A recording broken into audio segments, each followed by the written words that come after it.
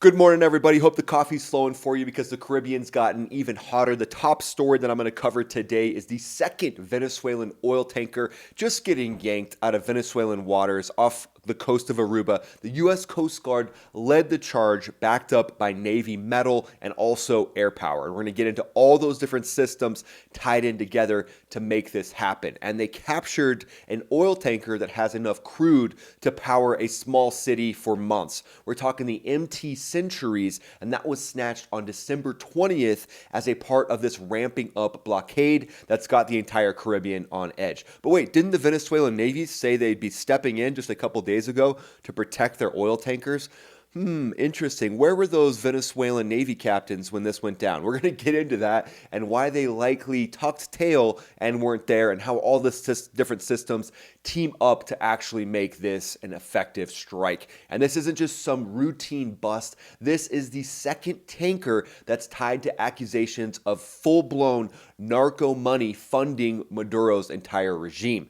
And Trump's team is straight up saying that war is on the table if things don't cool off and Maduro doesn't leave the country. You need to get this because one wrong move here, guys, could spike gas prices for everybody overnight. It could drag in allies like China and Russia, and it could turn the US's backyard into a hot zone that we haven't seen since the Cold War. Not that it's, kind of not already there, but focusing on a surgical operation looks to me to be the play that the administration is looking for right now, because full-blown boots on the ground just doesn't make sense. But we're going to talk about how these land strikes could be cranking up soon, and seizing these oil tankers is just the first step. So back in 2007, Venezuela nationalized oil fields that were owned by Chevron, Exxon, U.S. companies that one day they were U.S. property, and then the next day they were just nationalized and gone.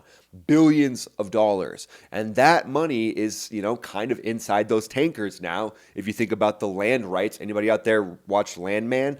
I mean, the Landman is basically the science behind what's going on right now. This is basically a military version of a Landman. Let's get Taylor Sheridan to make this. But stick around to the end because we'll game out two real-world scenarios on how this could blow up even more. We'll talk about the tech and the potential tactics that we see over the next week as this brinksmanship, yeah, I like using big words, makes me feel important, but that keeps basically both sides ramping up, trying to say that they're more powerful than the other side. That's the kind of layman's version that I appreciate, version of brinksmanship. So we're going to see that and see where it goes over the next few weeks. The MT Centuries, that's a Panamanian flagged super tanker. It's about 900 feet long. It hauls 1.7 million barrels of Venezuelan heavy crude that's headed probably for some slightly shady buyers in Asia, in Iran. The U.S. Coast Guard cutters led the boarding off the coast near La Guaira on the 20th under the Operation Southern Spear that has been playing out over the last few weeks. This is a full counter-narcotics push,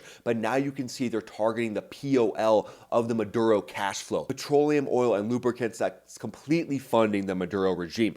Oil is 90% of Venezuela's revenue, so they're choking off all of Venezuela's revenue just through this naval blockade. So if you guys can see this playing out and how it'll play out, think of a cartel boss that basically goes from having 100% of their cash flow to 10% of their cash flow in the course of a couple months. That's going to make some people in the inner regime a little bit angry. And when it comes to warfare at this point, you have to think like Sun Tzu. You have to think differently. So I believe the administration knows that once they choke off those hundreds of millions of dollars a month flowing to Maduro's inner circle, that $50 million bounty might look a little bit appetizing to some of those thugs in the inner circle of Maduro. So this is the second seizure over the course of a week, and it's the same relative deal. It's all legal underneath the 2019 sanctions that Trump actually put in years ago. The Secretary of War and the administration basically have come out blunt, saying that there's no lifting of the blockade until Venezuela coughs up the expropriated U.S. oil fields from 2007. So this is economic warfare, plain and simple, with Navy assets now patrolling an exclusion zone that's going to target every tanker inbound or outbound from Venezuela. Okay, let's talk about some of the muscle that's making this blockade stick. That's where the Coast Guard and the Navy shines. The Coast Guard's Legend-class national security cutters are out front, 418 feet long, 57 millimeter deck guns, 50 caliber mounts for close-in deterrence, plus rigid hull inflatables that can zip out from that boat at 40 knots to swarm a target. And then backing them up, you've got Arleigh Burke-class destroyers like the Carney, each packing an Aegis system that can track 100 different targets out to 200 nautical miles. It can cruise at 30 knots or 35 miles per hour, and it's got teeth, but the teeth might not be exactly what you think. I think of some of the teeth on this thing as the SPY-1 radars that feed the Mark 41 vertical launch system. It's loaded with SM-6 missiles for anti-air work up to about 150 nautical miles out, or Tomahawks for shore strikes if this escalates, which it looks like land strikes are coming any day. So it's a layered defense that turns the sea into a no-go zone without necessarily firing a shot. But the real eyes in the sky come with the air power that is locking down the boarding, specifically on this second oil tanker. Because the air assets turn the Seizure into a textbook no escape zone where no one can hide. Likely there were some fixed wing assets backing up the team that was going in to take this tanker. Think Marine Recon, think Navy SEALs, all the different teams that could go in, even Delta Force, they are usually always supported by air power. And I would say F-35Cs, since those have been spotted at Roosevelt Roads in Puerto Rico, they are in theater right now. They're Air Force F-35Cs from the Vermont Air National Guard, and they are likely backing up all these different boarding teams. Those F-35s are based out of a land-based area. They're F-35As from the Air Force, so they have the ability to carry a little bit more fuel than the F-35Bs. The F-35Bs have to have a lot of sensitive components that actually help that engine swing down for that vertical takeoff and landing, which you don't necessarily need in this situation. I mean, it's nice to have. I mean, if we can have it, can we have it? It's like the extra toy that the Marines get. I think that's awesome. But with the F-35s from the Air Force, they can take off, hit a tanker, and then be on station overhead of these boarding, of these teams that are going to board and surgically take out the different crew members. They're going to zip tie the crew members. Hopefully they don't get into any combat, but that's what the air is there for. If they need to, they can do whatever it takes to take down especially any fast boats that might be leaving or any fast boats that are swarming. So if you think of the Venezuelan Navy coming in, the F-35 pilots, the F-18 pilots out there, they're thinking swarm tactics because the Venezuelan Navy was basically crickets. But those F-35s are right there to take out any of those boats that might try to do a swarm tactic. Swarm tactics are what we see out of Iran, and that's likely the main go-to of the Venezuelan Navy as well. Everybody thinks that they're just going to bring their rusty frigates to the fight, which they might try to do that. But you got to think about a guerrilla deceptive type naval warfare. That's what Venezuela is going to do. Think more cartel guerrilla warfare mindset. That's likely what you're going to get out of Venezuela, not the traditional Navy. And as you can see how rusted their ships are, they're in disrepair, so they're not even going to be able to hold a flame to anything that the Coast Guard or U.S. Navy brings. And with the F-35s up there sending information to that Aegis system, they've got a distributed aperture system that gives the pilot a 360-degree infrared view with 6 different cameras around the jets that can be pumped through the Aegis system to give intelligence, surveillance, and reconnaissance to the Navy, to the Coast Guard. That electro-optical targeting system is under the nose. It can also laser designate on targets to give precision strikes for hellfires, for any swarm tactics that are coming in. You can basically use that EOTS, you're welcome for that acronym. You can use that teamed up with the MADL, oh, see what I did there, Multifunction Advanced Data Link.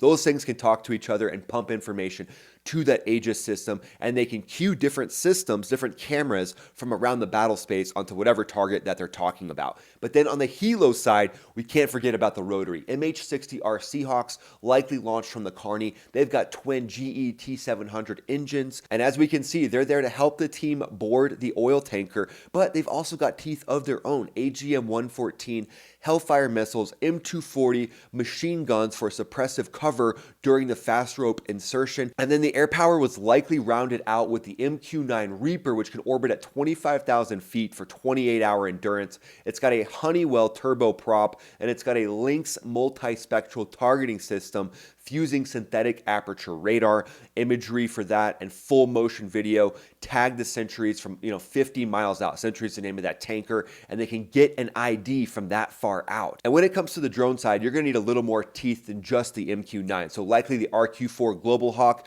was up there in its perch at 60,000 feet, using its electro-optical payloads to cover hundreds of mile swaths of ocean, and then also smaller drones, shoulder-launched drones from SEAL Team 6. Think the Omen, which is relatively large. Even think eventually the X-Bat, blasting off some of these ships and then doing the best ISR possible with the ability to go extremely fast and actually drop munitions if it needs to. The Scan Eagle is another option. That's a smaller drone. There's also other smaller drones built from companies like Anduril. Those things can fly up to about 15,000 feet for 20 hours on electric props, and they could feed real-time data to SEAL teams to give them exactly what's going on these ships. And this is all seeing that there is teeth to what the administration has said. Back on December 19th, President Trump said he doesn't rule out all military options whatsoever, calling the whole thing a narco-trafficking cleanup after those December strikes on drug boats that have took out, up to this point, about 100 bad guys. And it looks like everything is going to continue to ramp up and lead to ground strikes, because we're seeing the Maduro regime now is likely going to get desperate. So what are they going to do? They're likely going to look into some sort of guerrilla piracy type warfare where they go in and try to take out something that's important to the United States. So right now, the United States military has to remain extremely vigilant and be on the lookout for guerrilla style warfare with guerrilla style boat swarms or even mine laying that could happen in the area. But let's talk about why the Venezuelan Navy didn't show up at all. This was straight up, again, it looks like talk from the Maduro regime. So likely there was no resistance because the oil tanker captain knows that if there is resistance, it's lights out for everybody on board, and the U.S. isn't playing at this point. But Venezuelan's Navy, it's just highlighted now to everybody that it's a shell. Sanctions have gutted parts and fuel. It has left most ships pierside in Puerto Cabello, basically sitting there leaking oil rather than launching operations to actually protect their ships. So as we can see at this point so far, basically all talk from Maduro a couple days ago saying that his Navy was now going to escort these oil tankers. And what else does that mean? Has been all talk. You know, we've heard that Venezuela has the ability to protect their different oil fields along the coast. Interesting. Their military is at red alert.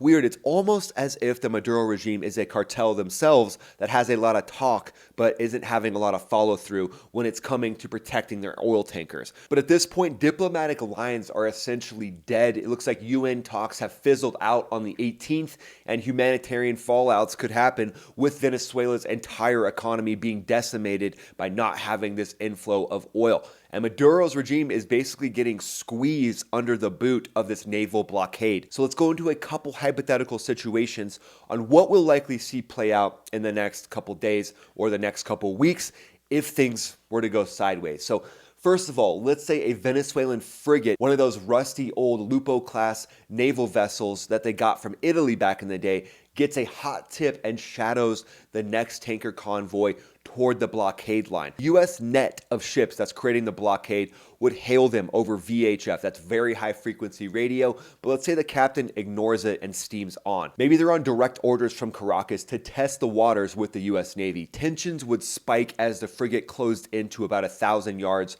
Radar locks would be pinging it from Coast Guard cutters that would basically blare their horns. They would scramble to their battle stations, and then they would be overwatched by multiple Navy ships from the USS Ford Carrier Strike Group. The Venezuelan skipper would then feign a ramming course, basically putting it on a crash course with the Coast Guard cutter, but he holds their fire for now. The U.S. Navy would likely launch a warning shot from a 5-inch gun, splashing about 100 yards off the bow of the Venezuelan vessel. No hits yet, but that frigate would hopefully back off. We don't know. The crew on that frigate would be sweating bullets because there'd be a P-8 overhead that would have jamming pods active, and the P-8 actually has the ability to drop torpedoes that could strike and destroy that small little Venezuelan naval ship. Probably be a guy downstairs that'd be offloading water with a cup, basically telling the captain, hey bro, I can't go fast enough to keep the water from flooding in here. We gotta go back to Caracas. And there'd be a P-8 overhead, a sub-hunting aircraft. This would just be a matchup that doesn't make any sense. Likely, if there's two brain cells on the captain of that frigate from Venezuela, they're going to turn around and not put themselves on a collision course with the U.S. Navy. But as you guys know, it could ramp up and escalate. And here's another factor, and this kind of leads us into the next scenario. GPS jamming is huge in the Caribbean right now. That's why a lot of the aircraft have been told the airspace is shut down because there's jamming on both sides. The Maduro regime is jamming the US is jamming Maduro. So let's say that continues and a Venezuelan patrol boat slips in close to the mesh net basically created by this massive amount of iron from the US Navy. Let's say that that Venezuelan patrol boat is shadowed by a smuggled drone from China that is jamming signals of the US Navy to try to keep them from determining that this boat is trying to get through. And let's say nearby a FedEx cargo plane is en route from Miami to Trinidad and it basically loses its navigation system due to that GPS jamming. Let's say that GPS jamming puts that 777 off by a couple hundred miles. They don't realize it until they're actually close to Puerto Rico. Luckily, they see what's going on and it forces a divert into Puerto Rico. That 777 makes a safe landing, but now it's clear that Venezuela is going to disrupt civil aviation. So then at that point, the Coast Guard would team up with the Navy to find that patrol boat, to go in and maybe even strike it, knowing that that could be a safety issue for large commercial aircraft in the area. So at this point, the US Navy decides whether they're going to board it or just strike it to protect any civilian aircraft that could be jammed, because once a civilian aircraft gets jammed and it's off course by hundreds of miles, now you're putting that aircraft in a position where it could run out of gas.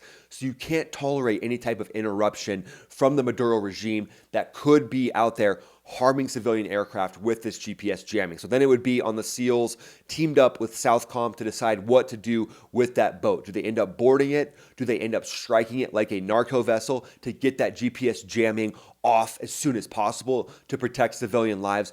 That would all go down in the control room at Southcom deciding what to do. But as you can see, this is a new fog of war where a guerrilla regime is going up against the US Navy and the US Coast Guard, and it's escalating, as we can see, with this latest seizure of this oil tanker. And again, guys, as we're seeing, they're basically turning the Maduro regime into a raisin. Squeezing out the lifeblood of that regime is going to make them extremely nervous, and we don't know what a wolf that's been backed into the corner is going to do. So what do you guys think happens? What do you think plays out as it looks like this naval blockade is going to continue? I'd love to know what you think in the comments below. Let me know. And then follow me on X, follow me on Instagram. I post a lot of breaking news stories from around global security on there. And I also post news stories from aviation, military, all the different things that you need to know that's going on around the globe. So yeah, follow me on X, follow me on Instagram, and then watch one of these videos that pop up right here. That helps the channel grow, and I would just greatly appreciate it. So I'll see you on one of these videos.